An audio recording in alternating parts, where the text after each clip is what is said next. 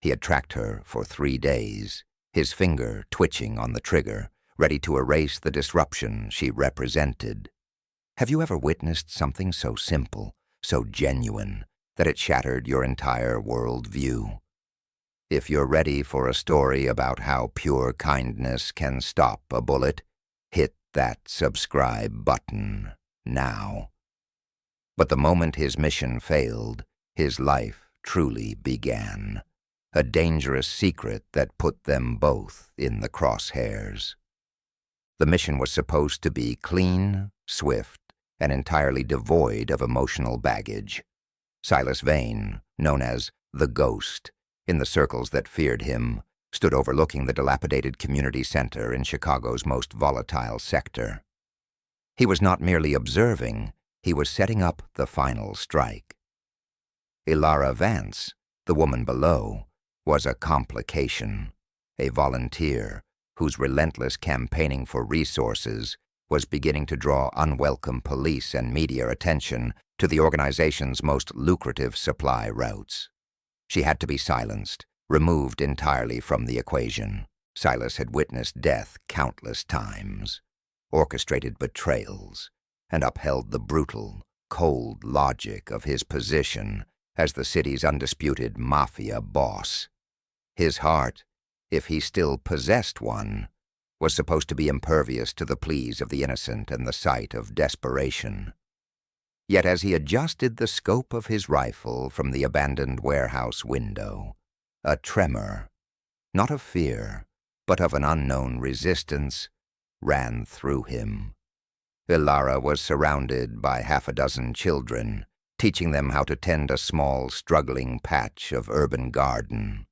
The air was thick with humidity and the pervasive smell of neglect. But around Ilara, there was a bubble of focused, vibrant energy. One boy, no older than 7, tripped near a rusty fence, scraping his knee and getting a wide smear of industrial dirt across his cheek.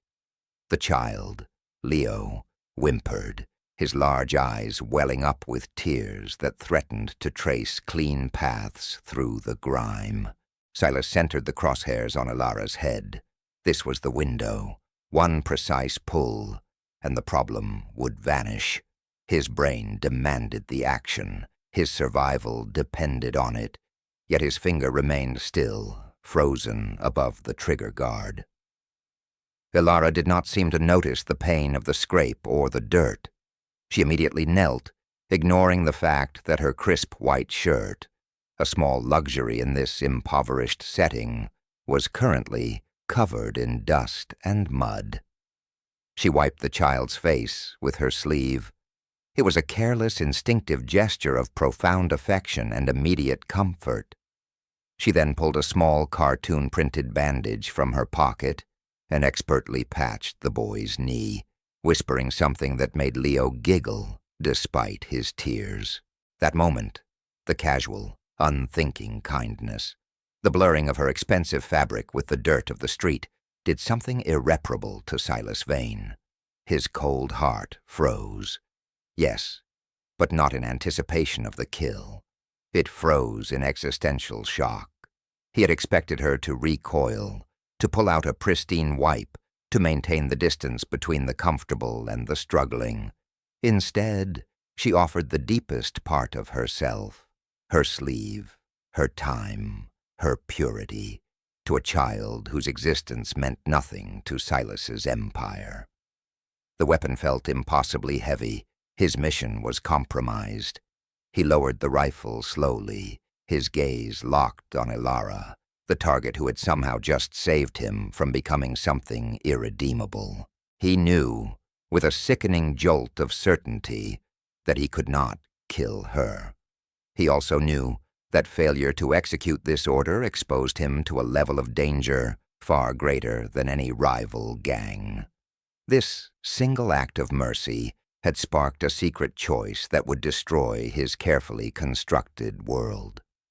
If you are just tuning into this story of unexpected compassion and brutal consequences, tell us in the comments, from which city and country are you following this unbelievable event? The cold grip of the rifle against Silas's gloves felt like a betrayal. He was sweating, despite the cool, damp air of the abandoned warehouse. This was not the kind of heat a professional killer experienced. This was the fever of moral collapse. His internal clock was ticking. If the hit wasn't reported complete within the hour, questions would be asked. Lethal questions from his second-in-command, Victor, a man who saw any sign of weakness as an invitation for takeover. Silas retreated silently, packing the weapon. He moved with the practiced stealth that had earned him his chilling nickname, abandoning the vantage point and slipping into the anonymity of the back alleys.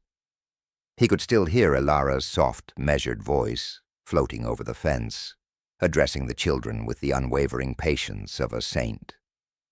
The sound was a discordant, haunting melody in his world of muffled threats and silenced screams.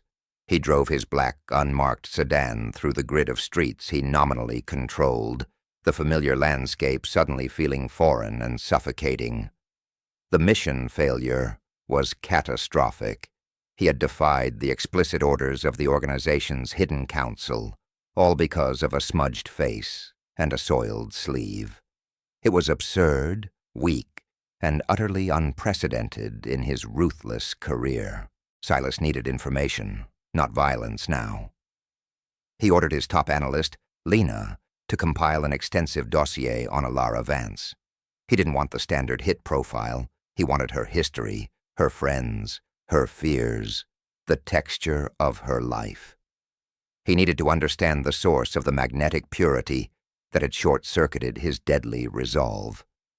The digital trail he followed led him back to the community center, the only place she seemed to truly exist outside of bureaucratic reports and charity appeals. He found himself returning to the neighborhood late that evening, parking several blocks away and approaching on foot, shrouded by the deep shadows of the industrial park. The stench of stagnant water and garbage was heavy, but as he neared the center, a faint, clean scent of old soap and freshly baked bread emerged.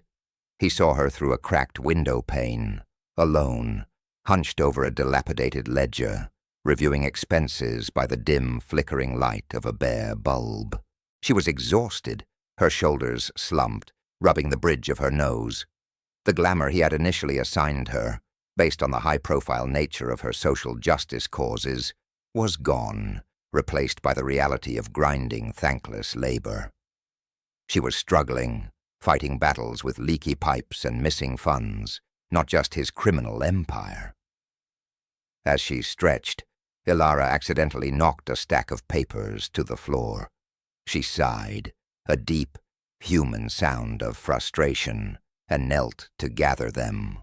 Silas, watching from the darkness, felt a bizarre, powerful urge to step out of the shadows and help her organize the chaos. He recognized the feeling. Protection. He, the predator, suddenly wanted to guard his prey. This was the first terrifying consequence of his frozen heart. He was no longer a killer. He was a guardian of his secret and hers. His observation had become an obsession, and the organization was already closing in, demanding accountability for the silence on the target. The organization's impatience manifested quickly, not as a direct threat to Silas, but as a pressure point tightening around the target. 3 days after the failed execution, Silas was summoned to a sterile, soundproof boardroom far above the city. Victor, his ambitious lieutenant, fixed Silas with a gaze that was far too keen, demanding clarity on the Vance operation. "The noise around the community center has intensified, boss," Victor stated, his voice a low, calculated monotone. "The woman Vance is relentless. The shipments are being delayed due to increased police patrols sparked by her petitions. The order was clear: eliminate the source of the disruption." Silas, maintaining the ice-cold composure that masked his internal turmoil, simply nodded. "I am handling it personally, Victor. There were complications regarding timing and location, The collateral risk was too high in that dense area. This was a half-truth, but it was enough to buy him precious time, banking on Victor's ingrained respect for his tactical decisions. Victor leaned forward, his expression shifting from deference to suspicion. "The Council requires resolution, not excuses. I've initiated a contingency plan. We can't afford delay. We'll dismantle the community center, legally of course, through strategic purchase and demolition. If the center goes, her influence disappears, and she will likely relocate. Cleaner, less direct." The threat was insidious. To Victor, the plan was a surgical solution to a logistical problem. To Silas, it was a slow, agonizing destruction of the one thing he felt compelled to protect. That small, struggling garden, the sound of the children's laughter, the quiet dedication of Ilara, all were scheduled for erasure by bureaucratic violence. Silas knew he couldn't openly counter the order without exposing his failure and his bizarre, protective fixation. He had to pivot. "Hold the demolition order, Victor. If she relocates, the problem spreads. Better to keep her contained where we can monitor her. I will find a way to discredit her entirely, shut down her funding, and make her irrelevant. This takes precision, not a bulldozer." Victor relented, somewhat satisfied by the new directive to cripple Ilara economically rather than physically. "Very well, boss. You have 48 hours to show progress. After that, the demolition proceeds. Too much money is at stake to sentimentalize a charity worker." Silas left the meeting, feeling the weight of the deadline pressing down on him. He had protected Ilara's life, but now he had inadvertently signed the death warrant for her life's work. He realized with a terrifying clarity that his secret act of mercy was not just exposed to him, it was exposing him to everyone. He had to act fast, blurring the lines between the predator he was and the protector he had become. His only hope was to infiltrate her world, not to destroy it, but to save it from the very organization he commanded. The clock was ticking down the 48 hours Victor had granted him.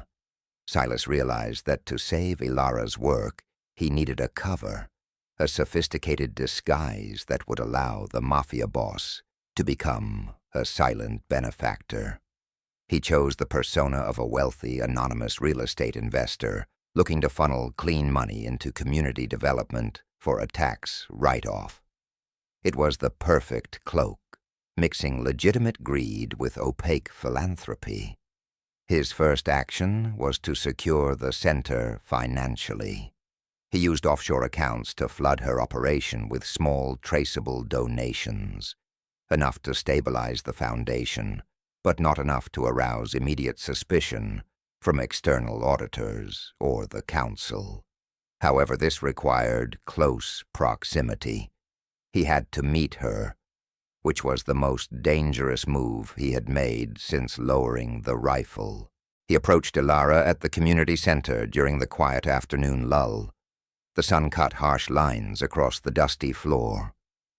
He wore a tailor-made suit that screamed wealth but was subtly understated, the kind of attire that blended seamlessly into the halls of power, but stood out starkly in this impoverished neighborhood. Ilara was wary but polite. Her face, usually alight with a fierce optimism, was lined with exhaustion. The scent of old wood and the faint aroma of the cheap cleaning solution she used clung to the air. Silas introduced himself using a carefully constructed alias, Mr. Sterling, and presented his proposal: significant, sustained funding on the condition of anonymity. "Why?" Ilara asked, her voice steady, her eyes piercing through his polished facade. "People don't just give money here without expecting control. What do you want in return, Mr. Sterling?" Silas met her gaze, forcing himself to sound detached. "I require nothing but the tax deduction and the guarantee that the funds are used efficiently. Frankly, Ms. Vance, my business is in disruption. I appreciate when an organization cuts through the bureaucracy, to achieve genuine results, even if it's on a small scale. He was talking about her ability to cut through his own criminal disruptions, a dangerous admission disguised as a compliment. She hesitated, her financial desperation warring with her inherent caution. Our budget is microscopic. We are facing eviction threats and we need to repair the roof before the next storm. She pointed to a water stain spreading across the ceiling tiles, a visceral symbol of her constant struggle. Silas saw not a volunteer, but a general commanding a hopeless defense. The reality of her loss hit him hard. He extended a hand toward the water stain, then pulled it back sharply. He offered her a check, a significant amount that would solve the roof issue and buy her time against the demolition order. As he watched Ilara's face soften with relief, he felt a strange, terrifying rush. He was replacing the bullet he didn't fire with protection. But this protection came at an enormous cost: proximity. He was now tethered to his target. Victor's next move would be to investigate this Mr. Sterling and his sudden interest. The risks were escalating with every calculated kindness. Before we move on, we are racing towards our goal of 1,000 subscribers.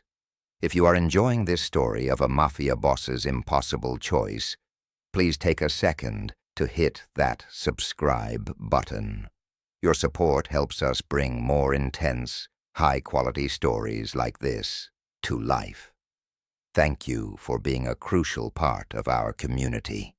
The immediate injection of funds from Mr. Sterling saved the community center from the 48-hour execution deadline. The demolition order was paused, much to Victor's quiet frustration. Silas had bought time, but now he faced the complication of genuine, if cautious, interaction with Ilara Vance. She invited him back a week later, not for a donation, but to show him the progress. The roof was being repaired, and the children were painting a vibrant mural over the previously gray, depressing wall. The air vibrated with constructive noise and the scent of fresh paint mixing with the familiar dusty aroma. During this visit, Silas witnessed another moment of pure, unforced charity.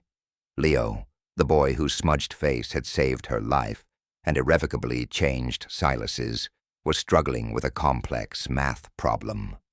Ilara patiently sat with him, ignoring a ringing phone that represented a crucial funding opportunity. She prioritized the child's small immediate need over the large professional demand. "He needs to know he matters more than paperwork," she explained to Silas, catching his curious glance. Her dedication was absolute, a powerful antithesis to the transactional nature of his own life.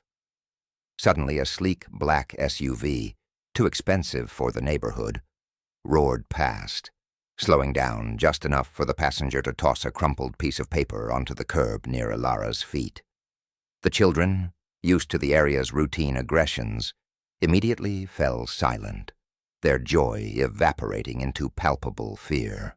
Ilara picked up the paper, her hands trembling slightly. It was a crude, printed threat. "Your little sanctuary is on borrowed time. Stop stirring the pot, or we stir the dirt." Silas, standing just behind her, felt the blood drain from his face. This was Victor's doing, a calculated escalation designed to intimidate Ilara into compliance and, more importantly, to observe her reaction and potentially expose Mr. Sterling if he overreacted.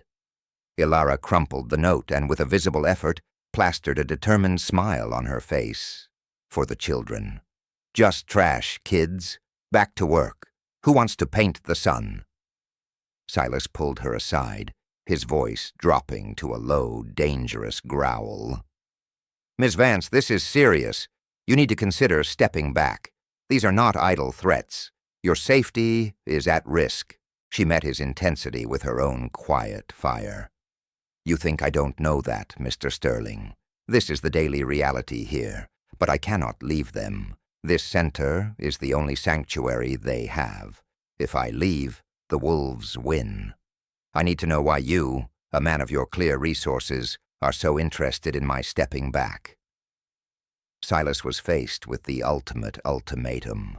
He could maintain his sterile, protective facade, urging her to leave, and thus preserving his secret, but destroying her mission. Or he could offer genuine protection, exposing himself to deeper investigation by Victor. He chose the latter. "I have contacts," he said, moving closer, lowering his voice until it was almost a promise.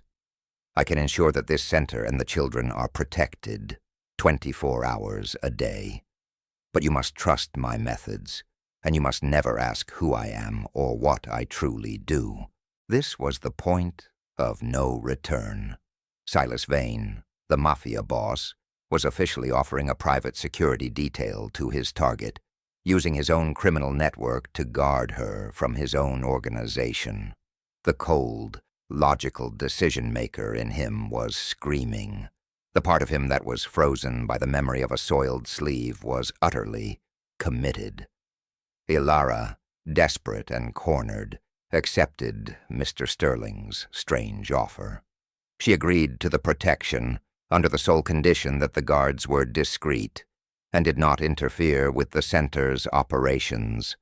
What she didn't know was that her protection detail consisted of Silas's most loyal but notoriously ruthless enforcers, repurposed as community watchdogs.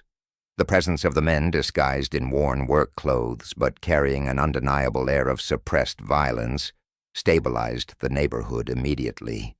The petty crimes and low-level intimidation tactics ceased. But this success brought immediate blowback from the organization. Victor, noticing the sudden robust defense around the community center, realized that Mr. Sterling was far more than a simple donor. He initiated a deep probe. Victor did not care about Ilara. He cared about the integrity of Silas Vane.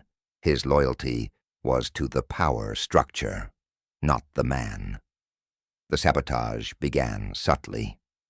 One afternoon, Ilara's laptop, which held all the center's crucial fundraising data and donor lists, was wiped clean. The computer showed no signs of physical tampering, only a sophisticated digital breach.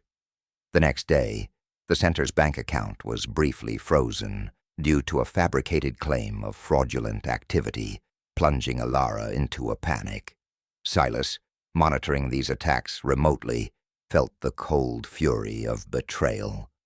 Victor was systematically dismantling the shield Silas had built.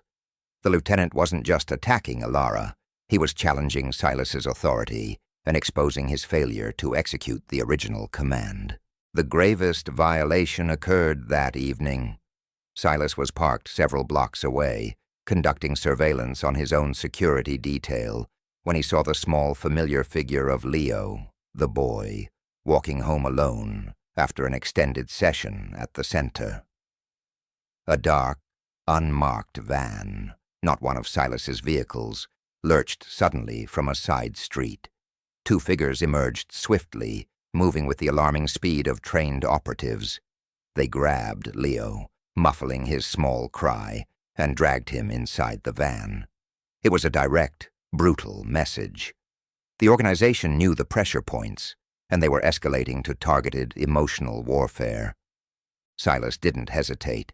He jammed the accelerator, forcing his vehicle into a tight pursuit, simultaneously alerting his loyal tech specialist, Lena, for immediate assistance. This was no longer about tax write-offs or a failed mission. It was about the protection of the innocent symbol that had thawed his frozen resolve. The child was vulnerable, and Silas knew this abduction was Victor's calculated move to force Silas's hand.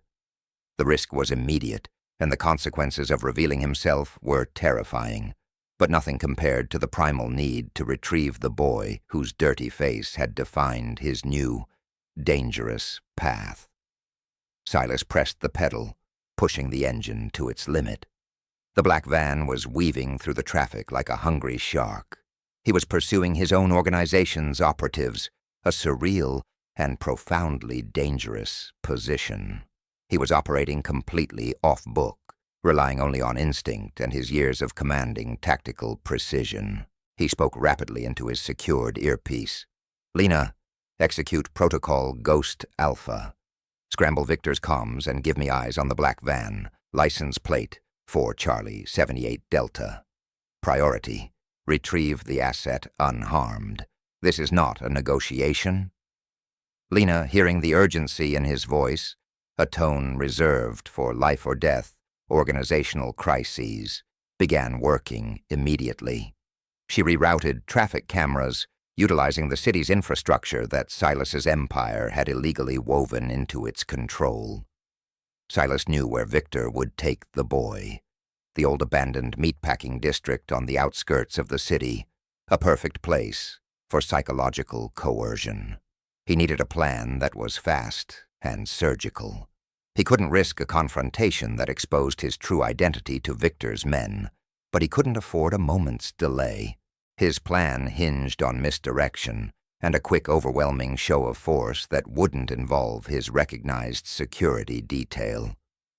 He diverted 3 separate crews of muscle, men who specialized in high-speed recovery operations, telling them it was a rival gang attempting to steal a sensitive package. He gave them the deadline: retrieve the package before it reached the meatpacking plant, or face his irreversible wrath. Meanwhile, Ilara, back at the community center, realized Leo was missing. She found the child's backpack discarded near the entrance, and a wave of ice-cold dread washed over her. She frantically called Mr. Sterling, her voice thin and bordering on hysteria. Silas answered, his demeanor instantly calm, injecting stability into her fear. "Ilara, listen to me. I know. Do exactly what I tell you. Go immediately to the storage room and lock yourself in. Do not use your phone again. Trust that the situation is being handled, but you must remain isolated and safe. This is crucial." He had 2 simultaneous objectives: the high-speed pursuit of the van and the immediate isolation of Ilara to prevent her from exposing herself, or him, by contacting the police. He felt the immense strain of holding 2 completely separate lives, the cold boss and the protective benefactor, from collapsing into each other. The timeline was simple and brutal. Reach the van before Victor's men had time to call in the situation and receive orders for harm. The clock was ticking down to a decisive, violent showdown. We are so grateful to everyone who has watched this far.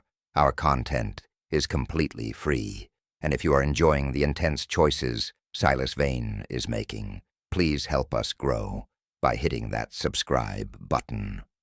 We are close to 1,000 subscribers, and with your support, we can bring even more compelling stories to the channel.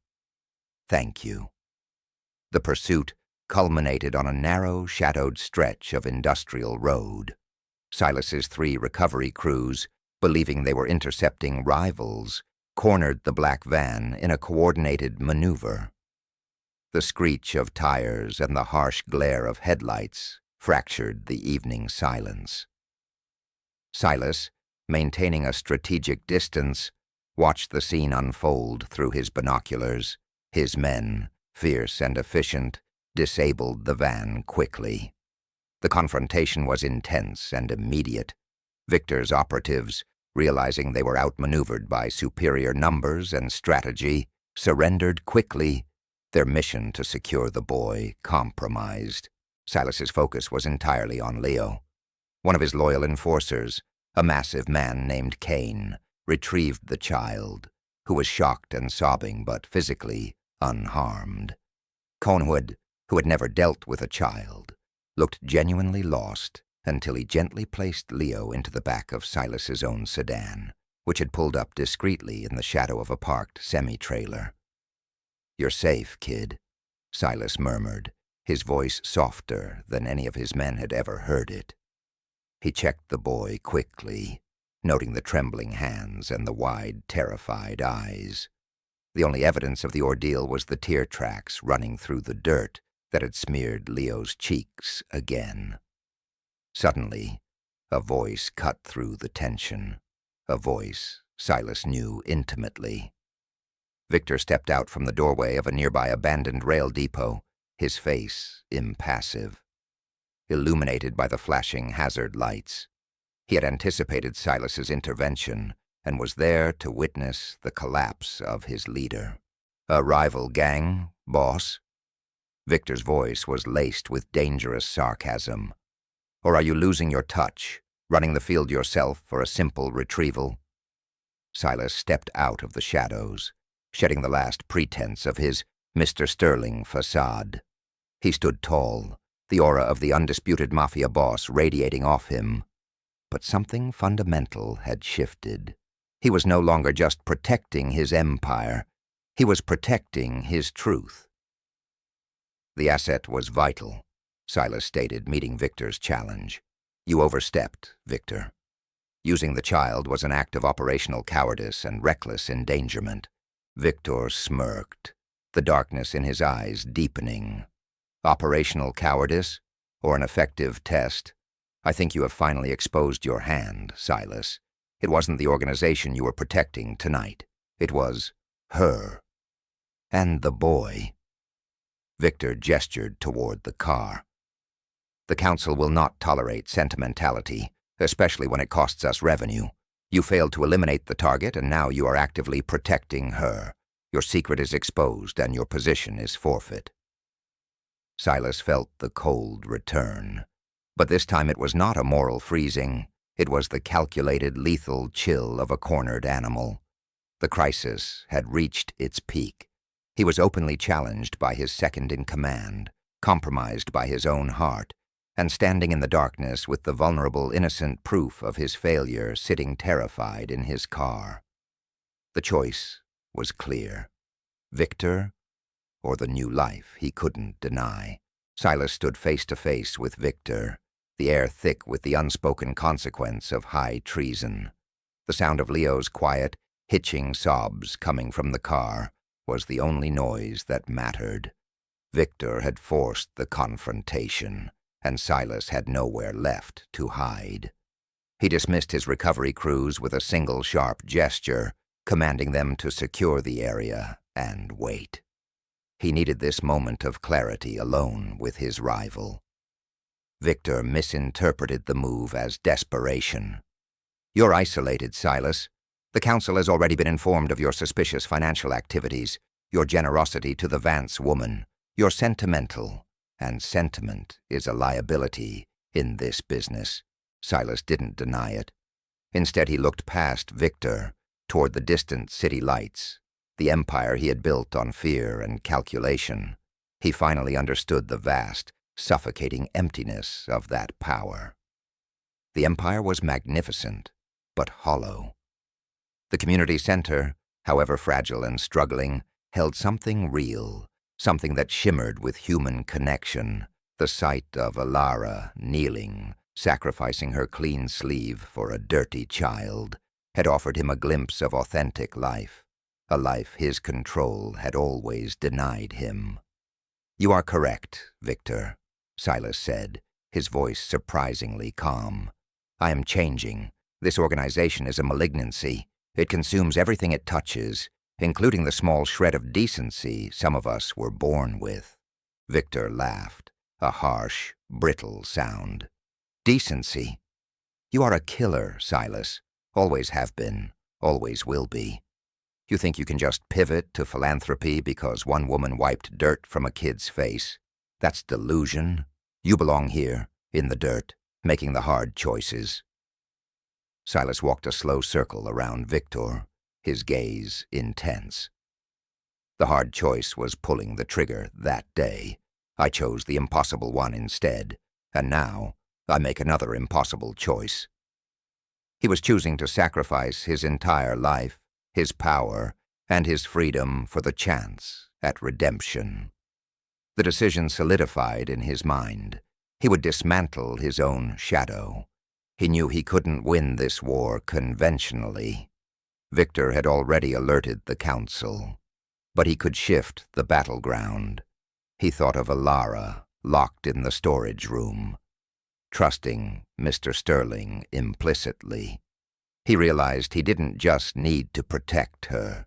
He needed to apologize to her, to confess the proximity of the danger he had been. Silas reached for his secured satellite phone, not to call his loyalists, but to call Lena. He had a lifetime of data, bank ledgers, hidden routes, and names, the architecture of his criminal dominion. "Lena," he commanded, his voice vibrating with finality. "Begin the transfer of all high-level evidence to the designated escrow accounts. Encrypt the key and send it to an anonymous external source. The time for the ghost to vanish has arrived, and Victor Vane goes down with the ship." Silas ended the call with Lena and turned his full attention to Victor. The decision had been made, the digital fuse lit. Now he needed to survive the explosion. "You speak of the council, Victor," Silas began, his voice low and dangerous. "But you forget, I have been cleaning up their messes for 20 years. I know every secret they wish buried. You are focused on a handful of delayed shipments. I am focused on the complete surgical removal of the cancer." Victor scoffed, reaching inside his jacket. "Your philosophical rhetoric is boring, Silas. You lost. Now step aside." The confrontation escalated rapidly. Silas, anticipating the move, was quicker. He was not just a leader. He was a master strategist trained in immediate, overwhelming force. He moved with a speed that belied his calm demeanor, ensuring that Victor's attempt at an immediate fatal confrontation was neutralized instantly. The sounds of the struggle were muffled by the desolate environment. Heavy breathing, sharp impacts, the grunt of effort. Silas did not aim for elimination. He aimed for incapacitation and exposure. He needed Victor alive, conscious, and facing the consequences of his ambition. The confrontation was short and decisive. Victor was quickly contained by Kane and the other two enforcers, who had returned, watching the bizarre, unprecedented scene unfold. They still revered Silas Vane, the ruthless tactician, and they were confused but loyal to the man who still held the reins of power. Silas knelt beside the defeated Victor, pinning him in the dirty gravel of the road. "You wanted my empire, Victor? You just bought it, along with every single dirty secret I spent a decade compiling. The federal authorities will have everything they need by dawn, and you, my friend, will be the first domino to fall." He stood, wiping the dust from his pristine suit, a meaningless gesture for a man whose life was about to be utterly destroyed. He gave Kane a direct order. "Take Victor to the designated holding facility. Ensure he cannot communicate with anyone. If he attempts to escape, the contingency is simple. All evidence goes immediately to the press, along with the full list of his contacts." The risk was immense. Silas had turned himself into a ghost, truly, eliminating his connection to the organization by becoming its ultimate threat. But his priority remained the fragile, human element that had inspired this collapse. He opened his car door and looked at Leo, who was curled up, tears drying on his face. Silas reached out and gently, with the sleeve of his expensive jacket, he wiped the smudges of dirt and fear from the boy's cheek. It was the echo of Alara's earlier action, a ritual of protection and quiet commitment. "We are going back to the community center now, Leo. You're safe." He was heading back to face the woman who didn't know he had originally been sent to destroy her, and he knew that facing her truth would be harder than facing the council's wrath. Silas drove back to the community center under the cloak of deep night. The journey was agonizingly silent, broken only by the quiet breathing of Leo, who had finally succumbed to exhaustion and fear in the back seat. Silas felt the immense weight of what he had done. He had detonated his own life to protect a world he had only just discovered. He found Ilara exactly where he had told her to be, huddled in the dim storage room, illuminated by the single shaft of streetlight filtering through a high window. She immediately flew out of the room when she saw him, her relief overwhelming, before she noticed Leo sleeping soundly in his arms. "Leo," she whispered, her voice cracking as she took the boy from him, holding him tightly. She looked at Silas, the Mr. Sterling persona, with pure, unfiltered gratitude. "Thank you. I don't know how you did it, or who you are, but you saved him." Silas placed the boy gently on a makeshift bed, then turned to face Ilara. He saw the expectation, the trust in her eyes, and he knew the time for lies was over. This was the true confrontation, the moment his redemption would be earned or denied. "Ilara," he began, his voice gravelly, "I need to tell you the truth about Mr. Sterling." He told her, quickly and clinically, about the organization, about his position as the Mafia boss, about the initial order to eliminate her because she was a threat to his operations. He described the cold, hard logic of the mission and the sudden, inexplicable paralysis that struck him the moment he saw her wipe the dirt from Leo's face with her own sleeve.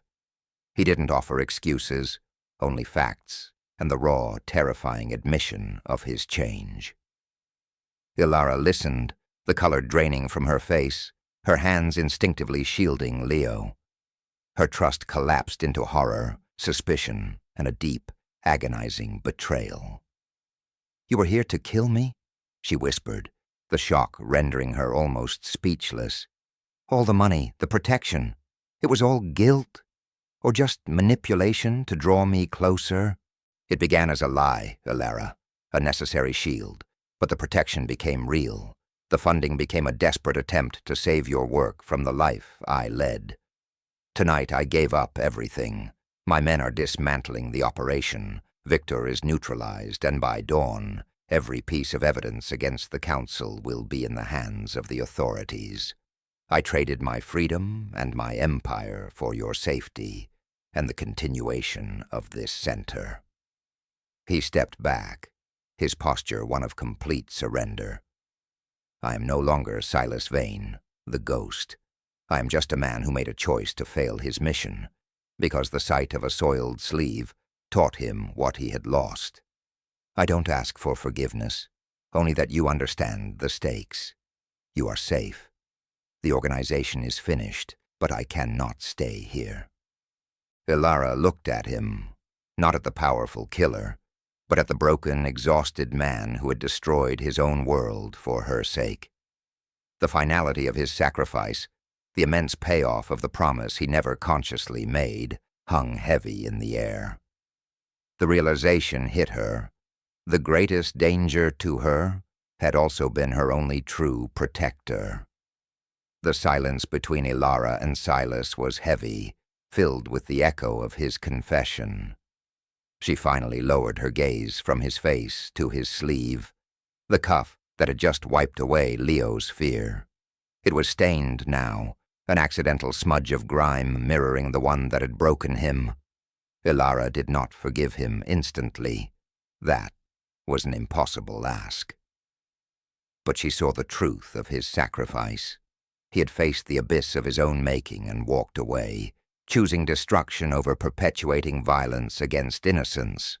"The police will be here by morning, won't they?" Ilara asked, her voice quiet but steady, recognizing the inevitability of the path he had chosen. "When they find the evidence, they will be looking for the ghost." Silas nodded. "I have arranged my own disappearance. Lena is ensuring that the trail leads everywhere and nowhere. I will be far from here before the first raid begins.